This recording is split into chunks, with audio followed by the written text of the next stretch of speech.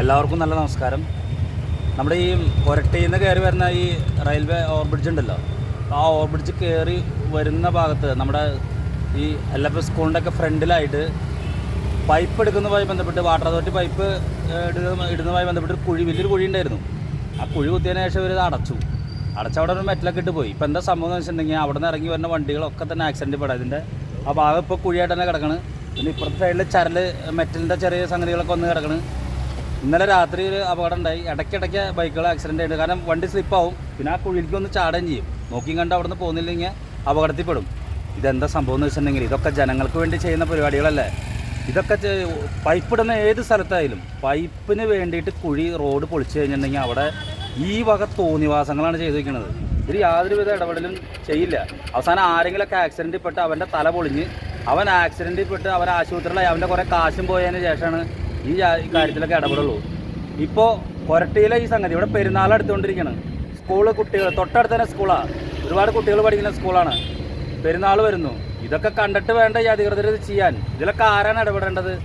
ആളുകൾ, നാട്ടുകാർ. ഇത് ശരിക്കും പറഞ്ഞിട്ടുണ്ടെങ്കിൽ ഈ അപകടങ്ങൾ കണ്ട് ഇവിടെ തൊട്ടടുത്തുള്ള ഷോപ്പിലെ ചേട്ടൻ പറയുന്നത് ഇവിടെ എത്ര അപകടം ഇപ്പോൾ ഈ സംഭവത്തിന് ശേഷം ഉണ്ടായിട്ടുണ്ടെന്ന് അറിയും. അപ്പോൾ തീർച്ചയായിട്ടും ഇത് അധികാരികളുടെ മുന്നിൽ വയ്ക്കുന്നു. ഈ വാട്ടർ അതോറിറ്റി ആയാലും ആരായിരുന്നാലും ഈ ജാതി പരിപാടികൾ ചെയ്ത് കഴിഞ്ഞതിന് ശേഷം അത് അടച്ച് പൂർത്തീകരിക്കാനായിട്ടുള്ളൊരു കാര്യം കൂടി ചെയ്യണമെന്ന് ഓർമ്മപ്പെടുത്തിയാണ്. ബാക്കി നാട്ടുകാരുടെ പ്രതികരണത്തിലേക്ക് നമുക്ക് കടക്കാം. പൈപ്പ് വന്ന് അത് പൊട്ടിയിട്ട് അത് ശരിയാക്കാൻ വേണ്ടി ഇവിടെ കുഴി കുത്തിയതാണ്. 2 കുഴി കുത്തിയിട്ട് അവർ അത് പൈപ്പൊക്കെ ശരിയാക്കി അങ്ങോട്ട് പോയി. ഒരാഴ്ചയായിപ്പോൾ ഇവിടെ രാത്രിയിൽ അപകടം ഉണ്ടാകുകൊണ്ട് അവർ ഇടയ്ക്ക് കൊണ്ടുവന്ന് മണ്ണിടും, പിന്നെ ഇടയ്ക്ക് കൊണ്ടുവന്ന് മെറ്റിലിടും.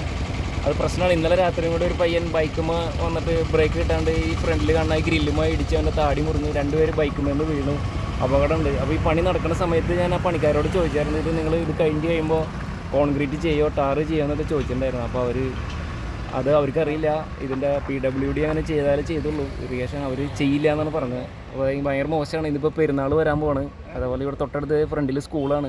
കുട്ടികൾക്കൊക്കെ അപകടമാണ്, പ്രശ്നമാണ്. അപ്പോൾ അത് എത്രയും പെട്ടെന്ന് വേണ്ട അധികൃതർ അത് മുൻകൈ എടുത്ത് എത്രയും പെട്ടെന്ന് അത് ടാർ ചെയ്ത് കോൺക്രീറ്റ് ചെയ്തിട്ട് വേണം ടാർ ചെയ്യാനായിട്ട്. അത് ഞങ്ങളുടെ ഒരു അപേക്ഷയാണ്. പൈപ്പ് ഇടൽ കഴിഞ്ഞ് കഴിഞ്ഞാൽ ഈ കുഴി എല്ലാ സ്ഥലത്തും ഇതിൻ്റെ സ്ഥിരം പരിപാടി വരും.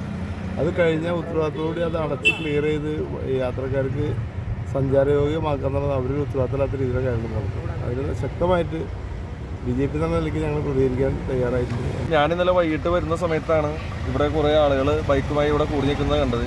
ഇവിടെ വന്ന് ഞാൻ വണ്ടി സൈഡാക്കി വന്ന് നോക്കിയപ്പോൾ ഇവിടെ കാണാൻ സാധിച്ചത് എന്താണെന്ന് വെച്ച് കഴിഞ്ഞാൽ ഒരു പയ്യൻ്റെ താടി പൊട്ടി ഇവിടുന്ന് ചോര വരുന്നതാണ് കണ്ടത്. ചോദിച്ചറിഞ്ഞപ്പോൾ ഇവിടെ 2-3 ദിവസം മുന്നേ ഇവിടെ ഒരു കുഴി എടുക്കുകയും ആ കുഴി അടയ്ക്കാതെ കുറേ മെറ്റൽ വാരിയിട്ടേക്കാണ് അതിൻ്റെ മുകളിൽ. കോൺക്രീറ്റാണെന്ന് പറയണേ. ഇത് എന്ത് കോൺക്രീറ്റ് ആയിരുന്നു നോക്കിയേ. ഇത് കോൺക്രീറ്റ് ആയിട്ട് എനിക്ക് തോന്നുന്നില്ല. കുറേ മെറ്റൽ അവിടെ ഇവിടെ ചെതറി കിടക്കുക. ഈ മെറ്റലിൻ്റെ മുകളിൽ കൂടെ വണ്ടി സ്കിഡായിട്ട് അവൻ്റെ ഈ കാണുന്ന ഗ്രില്ലിലേക്ക് വന്ന് അടിച്ചിട്ട് അവിടെ താടി പൊട്ടി തന്നെ കാണുന്നത്. 100 കണക്കിന് സ്കൂൾ വിദ്യാർത്ഥികൾ, അതായത് സ്കൂളിൻ്റെ തൊട്ട് പഠിക്കലാണ് ഈ സംഭവം. തൊട്ടടുത്തുള്ള ഈ സംഭവം നാളെ മുതൽ ഇതിലെ 100 കണക്കിന് പിള്ളേർ വണ്ടിയിൽ പോകുന്നതാണ്, സൈക്കിളിൽ പോകുന്നതാണ്. ഇവരൊക്കെ ഇതിൽ മറിഞ്ഞു വീഴും. ബൈക്ക് മാത്രമല്ല സൈക്കിളും മറിഞ്ഞു വീഴും. അപ്പം നമ്മുടെ കുട്ടികൾ പഠിക്കുന്ന സ്കൂള് അതിൻ്റെ ഫ്രണ്ടിലുള്ള ഈ കാഴ്ചയാണ് ഈ കാണുന്നത്.